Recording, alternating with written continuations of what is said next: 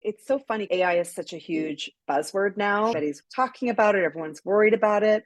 Well, we've actually had AI pointed at society for about 11 or 12 years now.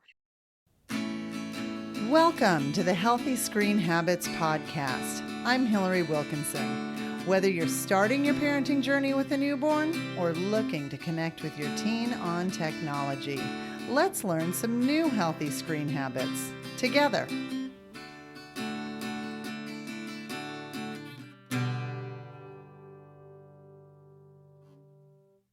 Fun fact, I was not a huge fan of The Wizard of Oz growing up. I thought the monkeys were creepy and the witch was scary. And it wasn't until I was much older that I kind of even actually understood the whole scene where they peel back the curtain and reveal that the wizard is not this great and almighty Oz, but just this regular dude. And that was the turning point for me when I got older, actually, when the story got good. That was when Dorothy realizes that she's the hero to her own story. She holds the key to her own happiness. And indeed, there's no place like home. And I bring all of this up because today I feel like we get to pull back the curtain a little bit on social media, and we're talking to somebody who is really giving every kid that opportunity to hold the key to their own happiness and make themselves their own heroes. She is a veteran social media marketing expert. She founded an award-winning creative brand agency called the Kitchen Collaborative, where they build premium brands in a wide range of industries. It has nothing to do with cooking, which really confused me. But I'm excited to get a peek behind the curtain on social media branding and her latest project. It is this exciting nonprofit called DopaMind. And this is where the magic's happening. This sort of synthesis of knowledge from social media marketing and educating today's youth on the behind the scenes, the behind the curtain. And welcome to Healthy Screen Habits, Aniko Hill. Thank you so much. Aniko, when we talk about like many aspects of screens and habits over and over again, we hear the term dopamine. Mm-hmm. And I'm just wondering, can you give us like a dopamine 101 overview of what it is? What does it do? Why do we keep hearing about it in this niche? Yes. And I will preface it by saying I'm obviously not a neuroscientist. So the way I'm going to explain it is very similar to the way that we would explain it in our school programs to parents, teachers, and so that they can easily explain it to kids. So what it is the most important chemical messenger in the brain. Now, if you don't know what that means, that's okay. Just know that it is responsible for sending feel-good messages. So how do we get it? We get it from accomplishing, learning, or discovering something new. And that's where we get rewarded with dopamine. And that's what makes us want to repeat these feel good behaviors. And this is called the reward circuit in the brain. You might have heard that term before. And having the right amount of dopamine is really important for the brain and also for the body. And so the way I like to think about this, and again, this is the way we explain it to kids, we call it the feelings teeter-totter. So it's called, in more complicated terms, the pleasure and pain principle. So pleasure and pain work like a balance in the brain. So just like a teeter-totter going up and down. The thing is, it wants to be level. And so for like the pleasure side, we also like to explain what some of those feelings might be. So joy, excitement, things like that. The pain side is sadness, anxiety, pretty straightforward, but also boredom. And, I could go off on boredom for a while. It's something we need, but it's also painful, which is why, as good meaning parents, we often try to relieve our kids of this. So think of the teeter-totter. So when you engage in any activity that gives you dopamine, and I want to be clear, like everyday activities can give you dopamine as well, but when it comes to tech, it's giving us lots of dopamine, kind of concentrated dopamine. So what happens is you tip very far onto the pleasure side of the principle. the pleasure pain principle. And that feels really good when it's happening. But the brain science says there has to be basically a reaction to that. So the teeter totter is going to tip back down to the pain side. The problem is that side is the reaction is stronger and longer. So it can often make us feel more anxious, more sad, or more mad at the end. And then, as you can imagine, you will need more and more dopamine to feel good. And eventually, what can happen is using the devices, using the tech can become the only thing that offers enough dopamine for you to feel good. And I'm sure, this is resonating with many parents. It makes it hard for kids to want to do anything else. Everything else is harder. This is a much easier, more potent way of feeling good and getting dopamine. And then I just want to add one more thing to this as a side note, because this is the way this works in my family. My son is naturally an anxious kid, and he is the one that really drove this project for me on a personal level. There's many other reasons for it, but he's a naturally anxious kid. So if you're naturally anxious, sad, or maybe you have a harder time with boredom, so just like my son, he likes to hit that dopamine hard because it makes him feel calm and makes him feel happy. But the problem is we get a lot of dysregulation because it tips way back down the other way. And so those kids are going to be prone to more dopamine deficit or overload for those reasons, because they're naturally seeking those rewards. So hopefully that gives you kind of a basic understanding of how it works in the brain. I think most parents can recognize also what you're talking about, that for lack of a better term, I'm just going to call it that dopamine crash, is the meltdown that happens when you're pulling, pull the iPad, pull the cocoa melon, whatever, Yes. and it's, that's the crash. And that's why those feelings are so big for such a Exactly. little body. Yeah. Yep. Yeah. And that tendency to use tech to try to regulate, because we as humans try and live in this kind of homeostasis. We inherently want to bring us back to that feel good state. So using that tech gets us caught in this loop of, we call it cycle of vulnerability, where you've got big feelings, don't know what to do with them. So you use tech to try and regulate, which then leads to more big feelings, which then, you can just feel that cycle happening. How does tech create a different type of dopamine hit than, say, like offline life? So it's not a different type of hit. It's really just that you're getting so much more of it than any other day-to-day activity.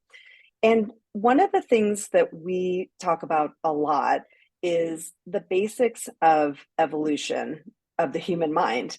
And the reason this is so important is our brain is actually adapted for a time of scarcity. So think hunter-gatherer days, like Paleolithic era. Food and water were hard to find. So our brain gave us rewards for when we ate, drank, socialized. These were all survival mechanisms, right? So this is the time that our brain is evolved in. So now that we know about dopamine, we're actually, as a society, able to design ways to get more of it. And this is not limited to tech. I mean, you can talk about the food industry and other industries as well, but since this conversation is limited to tech, we'll stay in that lane.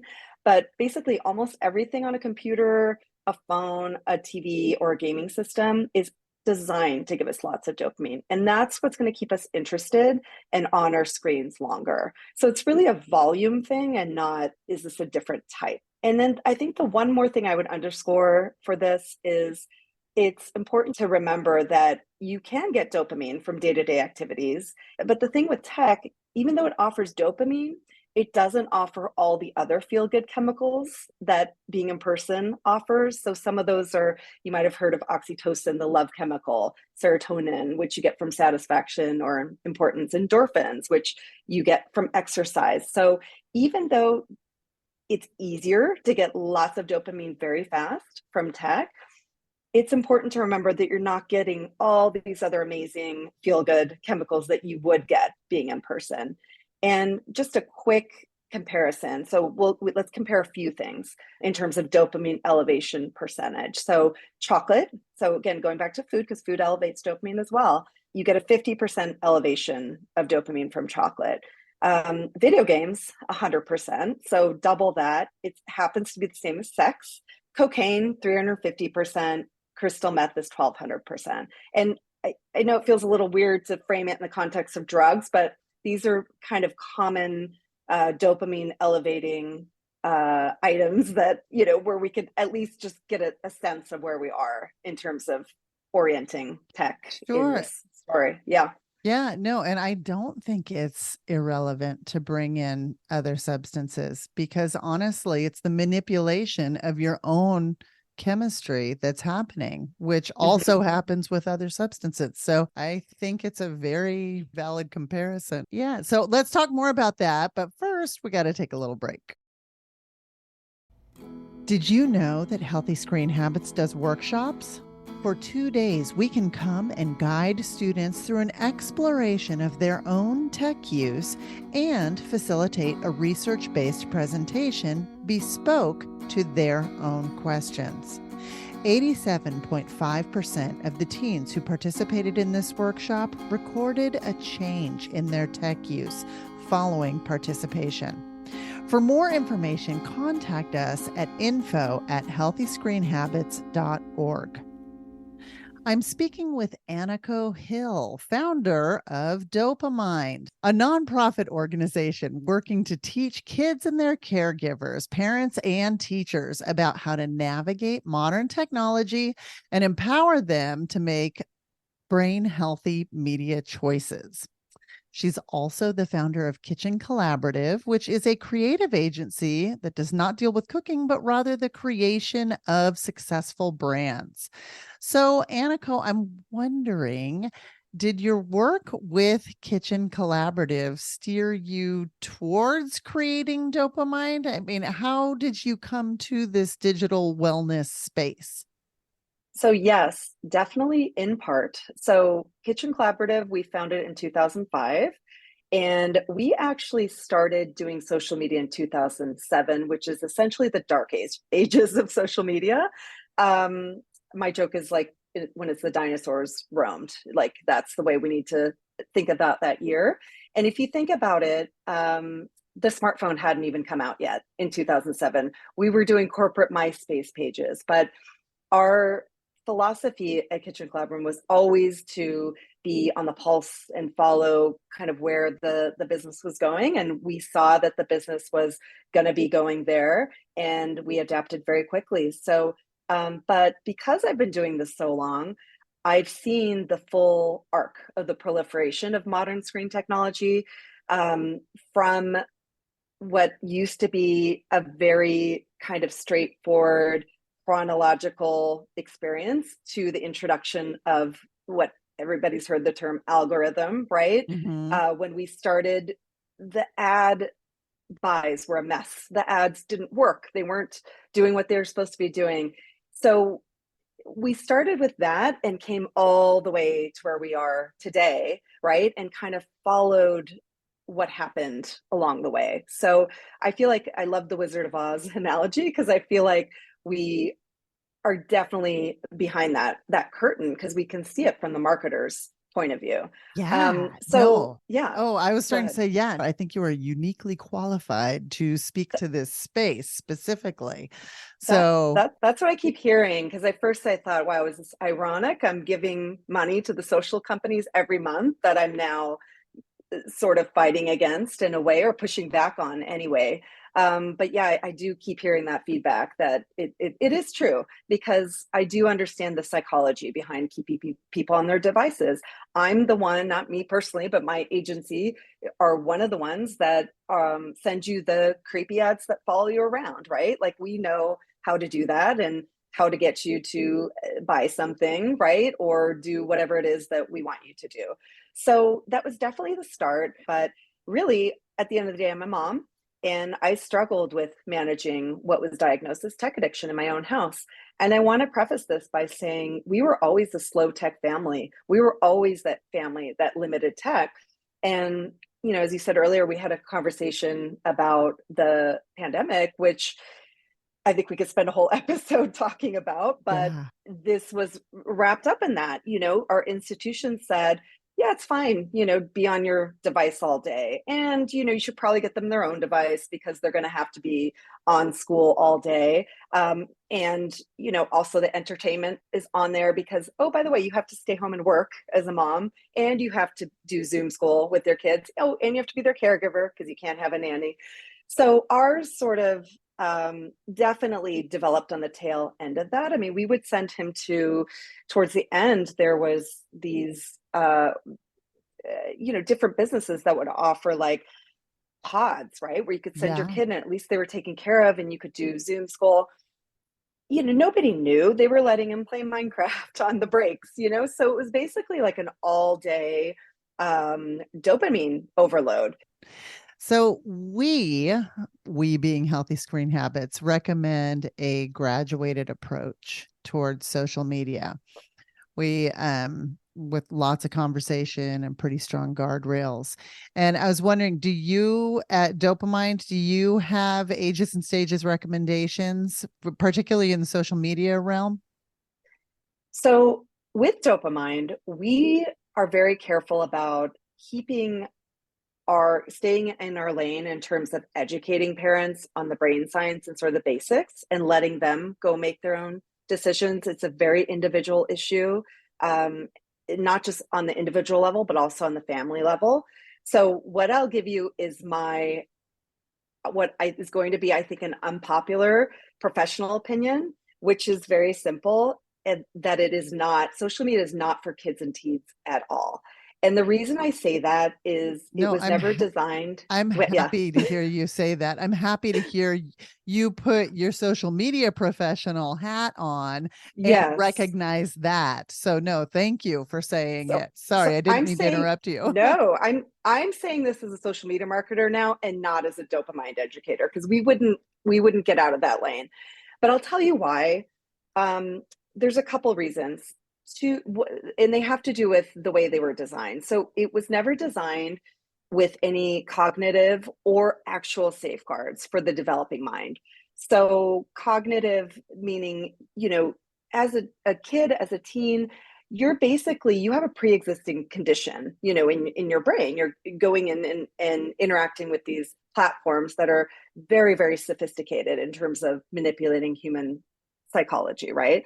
But then there's the actual safeguards, right? This is, What I do think, you mean about the pre-existing condition? I'm really talking about the fact that brain development is so rapid during this time. So, a product that's designed to manipulate human psychology is hard enough for a grown up with a fully formed brain. I mean, the brain is developing until age 25, some are even saying older. So, the way we are looking at it, just not just me, but our experts in the psychology field, is we're talking about people that don't have a fully formed brain going up against these products that have thousands of engineers behind them that know how to manipulate human And psychology. So that's what I mean. neuroscientists. So And yeah. neuroscientists, yeah. So that's what I mean by the pre-existing condition. You're not going into it with a fully formed brain, to really be able to navigate through this. And then there's the actual safeguards, right? So then it's the things that most people know about, the catfishing, misinformation, things like that, right? So there are no safeguards in place for this.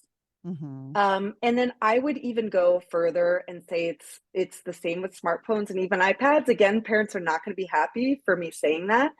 And what I mean is these are products designed for adults. There's no like kid iPhone, there's no kid iPad. It's the same device that you and I are getting.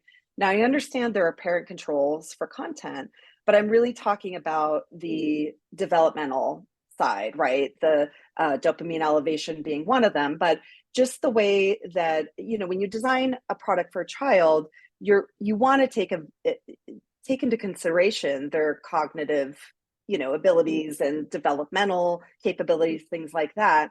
And that's not the case with these products. And then for me, again, just being in the industry so long, I'm just very tuned in to what's going on just in Silicon Valley in general.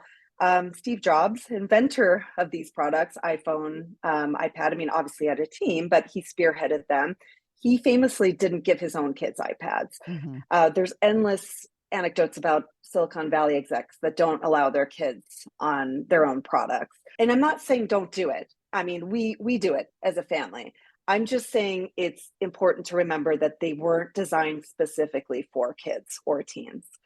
And then so let's talk about social media specifically now in general, because people talk about I think you originally had asked like what age we recommend. So let's just talk about it in general. So again, designed for adults. I will hit that home as much as I can. But there is a 13 plus age recommendation. Okay. So the reason for this is pretty straightforward, and it has to do with the Children's Online Privacy Protection Act, which I believe goes all the way back to the 90s. Yeah, And 1998. okay, and that simply prohibits companies from collecting personal information from children. That's it. So there's nothing about brain science, there's nothing about this is, healthy for you, anything like that. That's what it's based on.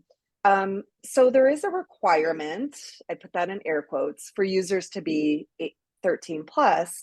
But as I said already, there are no safety features for teens. However, 40% of kids age 8 to 12 use social media already. So it's skewing younger. That statistic comes from Common Sense Media from their last report.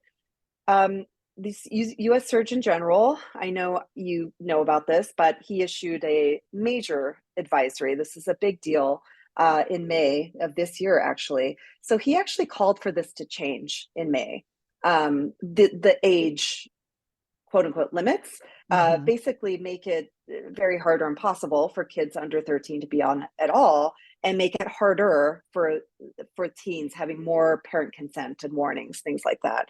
So this is emerging and something that we're debating right now in society. But for me, it really just goes back to that adolescents, right? Ages 10 to 19, they are going through a highly sensitive period of brain development.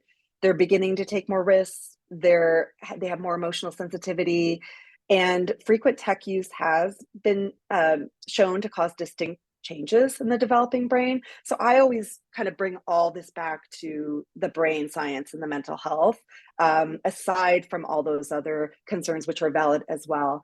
So kids this age are already more sensitive to social rewards and social punishments. So, and this is normal. Social comparison is a normal part of adolescence, but what we're seeing on social media is what we're calling like a supercharged social comparison. And then the last thing I'll say about that is we can also talk about social exclusion, which is huge.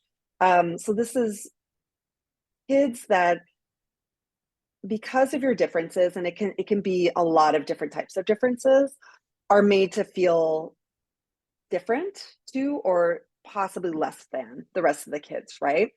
So this is, I think, the reason why it is so hard for parents, because if every other kid is playing whatever video game, Fortnite, Roblox, whatever big, video game is out there, or every other kid has a phone and you don't, it is painful, not only for the child, but for the parent. Yeah. And I felt it myself. We're a slow tech family. My son's 10. So he's starting to really, really feel this exclusion. And it's so hard as a parent to watch your child go through that. Yeah. Um, so, and again, this is normal. This is something that adolescents do, but tech just makes it so much more complicated and potent than it ever was before. We need to normalize conversations with other parents about this issue, because kids, I'd like to call it something better than lying. Let's call it wishful thinking. They often don't even tell the truth about what they have access to or what games they've played, because they're Oh, trying to compete, absolutely. right? So Yeah. I'll bust my son all the time where he says, "Oh, so and so plays this game." And I'll talk to the mom and she'll be like, "No, what are you talking about?" And so this is why it is, like you said, just really important that we communicate. And by the way, we don't all have to agree. It's just we need to start normalizing having these conversations as moms with each other and respecting our differences too, right? Like, Mm-hmm. I'd love to be able to say, hey, when we come over, like, just, we really don't do social media. It's nice to have people around you that have the same ideas, but that's not going to be the case, So I think it's more about let's just communicate where we are. Just like Mm-hmm. we would communicate, I'm a vegetarian. When I come over, my friends might ask, "Hey, do you have any dietary restrictions?" Yeah, we're a vegetarian. Big, no big deal. Like let's accommodate for that. So Right. that's kind of the way that we'd like to see things going in terms of the way parents are talking about this, because I do think it's something that we don't talk about enough. Yeah, very good point. So, can you explain how different brands might try to elicit, say, different dopamine responses? Going back to the social media lanes, I guess I'm kind of trying to tap into your knowledge of marketing, hand holding with neuroscience, and is that something that can be specifically engineered?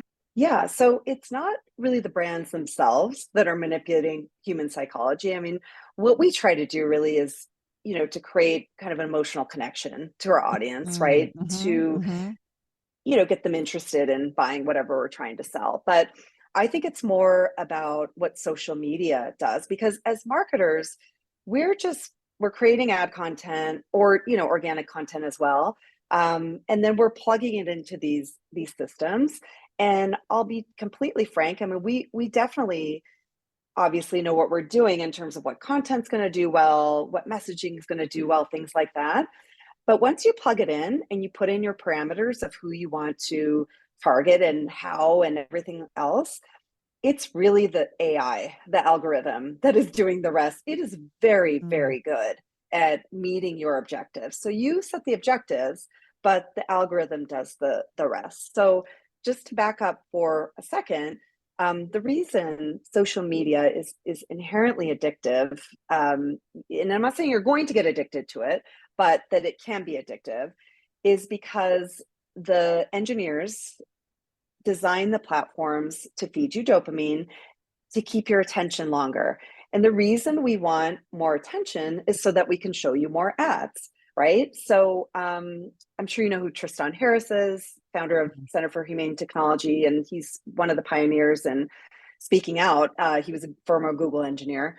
So I'm going to paraphrase him and probably get it wrong, but he says something like, if you're not buying the product, you are the product, right? So social media is quote unquote free, but the reason it's free is because you're going to be buying things off of your ads and the advertisers are funding social media. So if we can keep that very simple principle in the back of our heads, that is just all you need to know is we want you on there longer. mm-hmm. So it's so funny because AI is such a huge buzzword now, right? Sure. Everybody's talking about it, everyone's worried about it. Well, we've actually had AI pointed at society for about 11 or 12 years now. And that was when the algorithm was introduced and when things really turned around for social media. It was about the time Facebook went public. And what it does is it curates your feed to keep you engaged longer. So it's curating for engagement and not chronological, which is what it used to be. So things are out of order, things are all over the place. You could refresh and get like a totally different feed, right? So that is the curation AI. So it's optimizing, and engagement is likes, comments, shares, views. All of those things can be engagement. So that means like the stickiest content is going to rise to the top. And so I think that's the simplest way I can explain it. It gets more complicated than that. But I'll also, again, bring it back to the smartphone as well. Texting can also deliver ongoing dopamine rewards. Maybe it's not as hypercharged, right? Because it's not you against 1,000 engineers on the other side of an AI. But the built-in features of smartphones also feed dopamine.